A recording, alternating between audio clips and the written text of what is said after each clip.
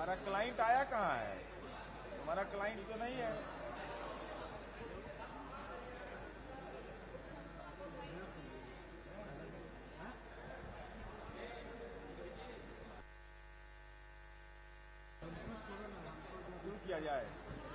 शुरू किया जाए ना, चलिए।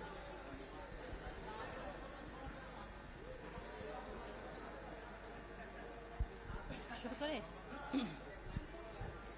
आज बिहार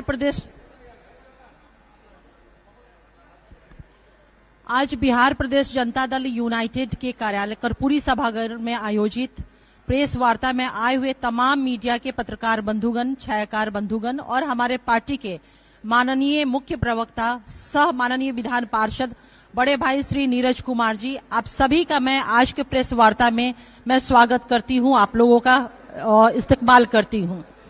आज हमारे प्रेस वार्ता का जो मुख्य विषय है, हम सभी जानते हैं कि देश आज किन हालातों से गुजर रहा है।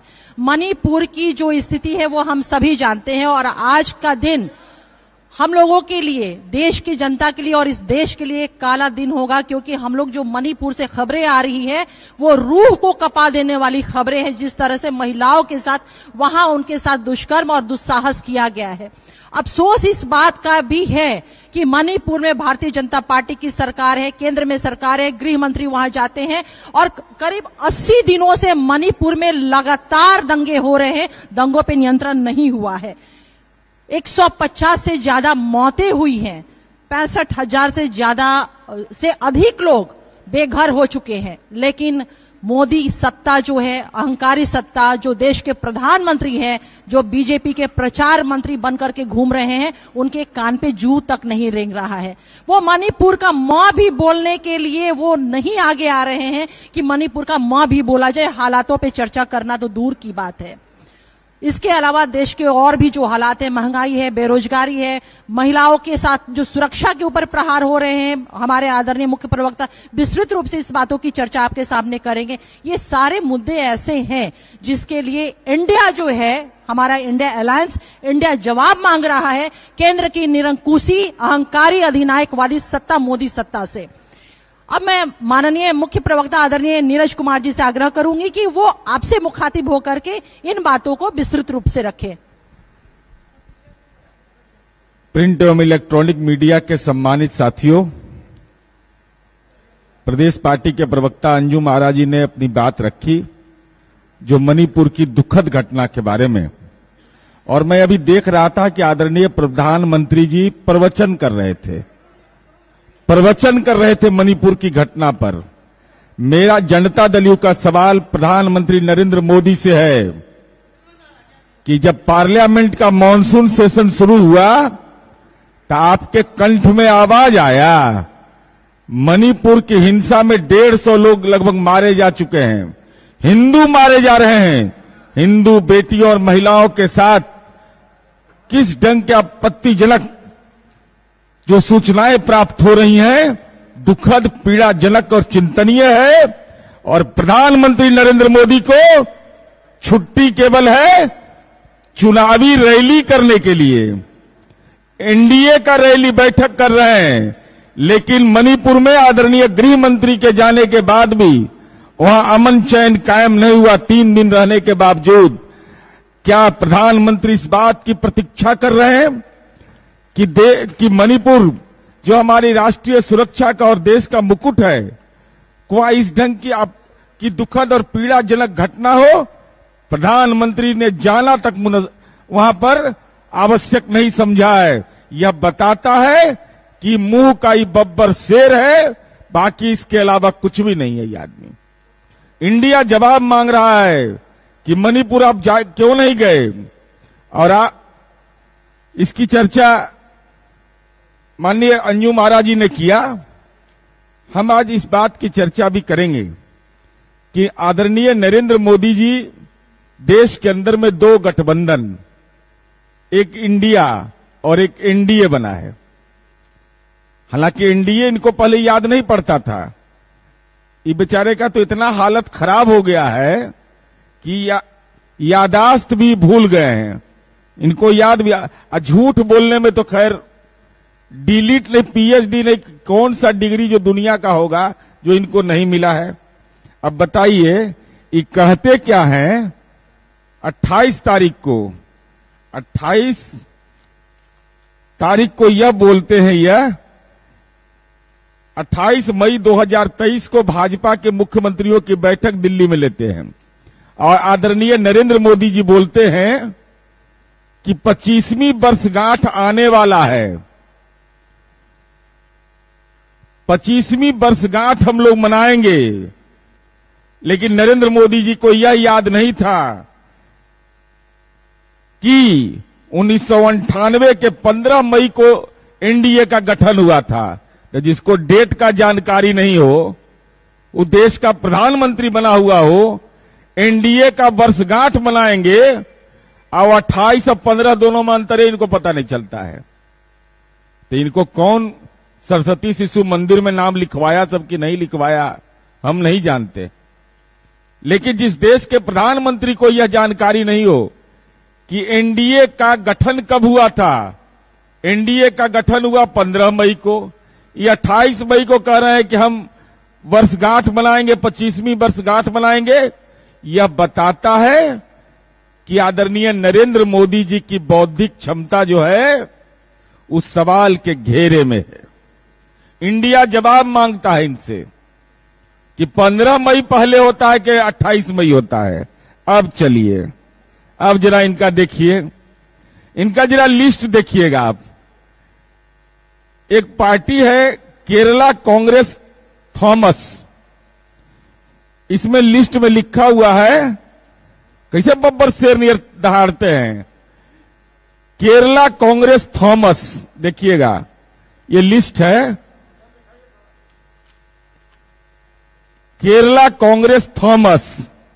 अब जरा इनका फर्जीवाड़ा देखिए, ये कितना बड़ा फर्जीवाड़ा करने वाला सब है। केरला कांग्रेस थॉमस का विलय केरला कांग्रेस जोसेफ में 2021 में हो चुका है, 2021 में हो चुका है। केरला कांग्रेस थॉमस का विलय, चुनाव आयोग का लिस्ट निकाल के देख लीजिए। नरेंद्र मोदी, अमित शाह, जेपी नड्डा कह रहा है कि पार्टी तो अभी भी जिंदा है। अरे क्या कर रहे हो? क्या पहाड़गंज और अजमेरी गेट से किसी को पकड़ के ले आते हैं कि चलो अशोका होटल में को बैठक है, चलिए आप लोग बैठक में? ये तो वही हाल है। विलय उस पार्टी का हो चुका था और उसको बता रहे हैं कि हमारा सहयोगी दल है। अब चलिए, एगो जन स्वराज पार्टी है, हालांकि हम कहते हैं हमेशा कि भाजपा का बी टीम है, अभी पार्टी बना भी नहीं है। हम ये बार बार बोलते हैं कि बी टीम है।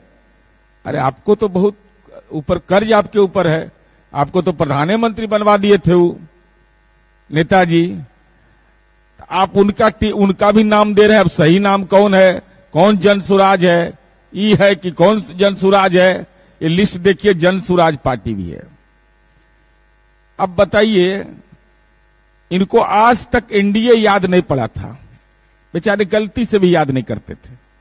जब माननीय नीतीश कुमार जी और महागठबंधन के नेता माननीय लालू प्रसाद तेजस्वी यादव ने जो भी इस मुहिम की शुरुआत किया, इसके गहरे जख्म इतने जबरदस्त हुए कि इनको भी, जो विलोपित पार्टी है उसको भी शामिल कर दिया। बताइए, इससे बड़ा कोई फर्जीवाड़ा हो सकता है क्या? जिस पार्टी का विलय हो गया उस पार्टी को भी कह रहे हैं कि हमारा एनडीए का ये घटक दल है। मां सरस्वती तो आंखों में आंसू लेकर के क्रंदन करके रो रही हैं कि दाढ़ी वाला जो ये बाबा है, बब्बर शेर मुंह का, ये खाली जाली बात बोलता है, जाली काम करता है। अब चलिए, 37 इनके सहयोगी हैं, जिसमें 27 को एक भी लोकसभा में सांसद नहीं है। तो ये बेचारे क्या करेंगे? झाल मुड़ी बेचेंगे? क्या करेंगे? ये ऐसा पार्टी जो जमा करके रखे हुए हैं, तो पकौड़ा बेचेंगे, नारा लगाएंगे या चुनाव के बाद अपने अस्तित्व के लिए लड़ेंगे। इंडिया इन सवालों का जवाब मांगता है कि जवाब दीजिए। और मैं एक बयान देखा आदरणीय सुशील मोदी जी का, तो मुझे और चिंता हो गई कि कितना बेचैनी और हताशा में है। फर्जी इंडिया कह रहे हैं। अरे भारत मां के कैसे सपूत है जो इंडिया को फर्जी कह देगा। और जरा देखिए, हम अभी वीडियो दिखाते हैं आपको, देखिए क्या हाल है इनका। कैसे ग्रह चक्र, जो 9 ग्रह का चक्र होता है, ने अपने गठबंधन का नाम Indian national developmental inclusive alliance नाम दिया है। शॉर्ट में इसका मतलब इंडिया है। और हम कहना चाहते हैं, vote for India, vote for India. Bengaluru में बीजेपी विरोधी पार्टियों ने अपने गठबंधन का नाम इंडिया तय किया। और हम कहना चाहते हैं, vote for India, vote for India. NDA, can you challenge India? Bhajpa, can you challenge India? और हम कहना चाहते हैं, vote for India, vote for India. विपक्षी दलों ने अपने गठबंधन का नाम Indian national developmental inclusive alliance नाम दिया है। शॉर्ट में इसका मतलब इंडिया है। और हम कहना चाहते हैं, वोट फॉर इंडिया। अब तो गेंद उनके पाले में है। Vote for India Narendra Modi बोल रहे हैं और सुशील मोदी बोल रहे हैं कि इंडिया फर्जी इंडिया। अब तो ये अद्भुत है, अपने जाल में, अपने महाजाल में फंसे। अब आदरणीय नरेंद्र मोदी जी, जो घटक दल के नाम पर आपने फर्जीवाड़ा किया, जिस तरीके का आचरण आपने बैठक के नाम पर किया और किस किस पार्टी के नाम का इस्तेमाल कर लिया, ऐसे ऐसे घटक दल हैं आपको जिसका एक भी सांसद नहीं है। वैसे लोग भी आपको इस स्थिति में माननीय नीतीश कुमार जी ने पहुंचा दिया आपको कि आपको यह कहना पड़ रहा है, दे दो राम दिला दो राम, देने वाला सीताराम। मने आइए, हमारे साथ आइए, हम अब चुनाव का समय आ गया है। यही आज का निहितार्थ था कि एनडीए के नाम पर कैसा फर्जीवाड़ा किया जा रहा है और इंडिया जवाब मांगता है, चाहे मणिपुर का सवाल हो, चाहे एनडीए के घटक दल में किए गए फर्जीवाड़ा का सवाल हो।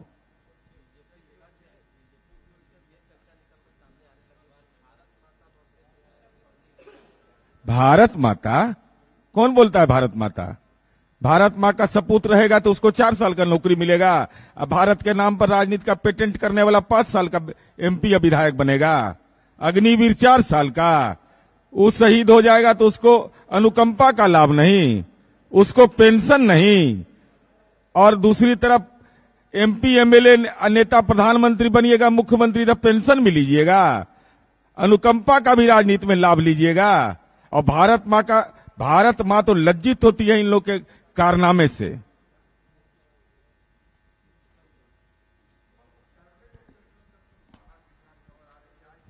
ये माननीय मुख्यमंत्री का विशेषाधिकार है, दल का शीर्ष नेतृत्व सक्षम है, जब होगा तो